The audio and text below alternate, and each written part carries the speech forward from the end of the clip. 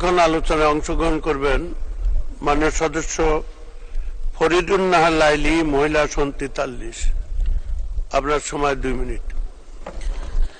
মাননীয় স্পিকার, আপনাকে ধন্যবাদ। আমার উত্থাপনীয় বিষয় ঝাটকা নিধন বন্ধে নিয়মিত কার্যকর অভিযান পরিচালনার জন্য ব্যবস্থা গ্রহণ প্রসঙ্গে। মাননীয় স্পিকার, ইলিশ আমাদের জাতীয় সম্পদ। দেশের মোট মৎস্য উৎপাদনের প্রায় 12% ইলিশ থেকে আসে। ইলিশ মাছের উৎপাদন বৃদ্ধি ও টেকসই উন্নয়নের জন্য ঝাটকা নিবিড়ভাবে সংরক্ষণ করতে হবে। ঝাটকা আহরণ বন্ধে অভিযান আরও জোরদার করা প্রয়োজন।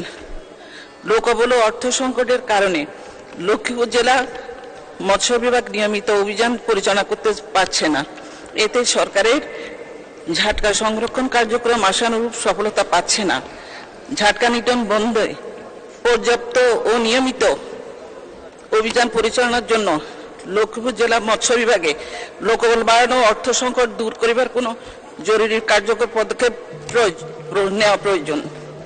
বিষয়টি অতীব গুরুত্বপূর্ণ বিধায় কার্যকর পদক্ষেপ গ্রহণের জন্য আমি মাননীয় মৎস্যমন্ত্রী ও পানি সম্পদ মন্ত্রী মহোদয়ের দৃষ্টি আকর্ষণ করছি। মাননীয় স্পিকার, আপনাকে ধন্যবাদ। ধন্যবাদ মাননীয় সদস্য, আপনাকে অসংখ্য ধন্যবাদ।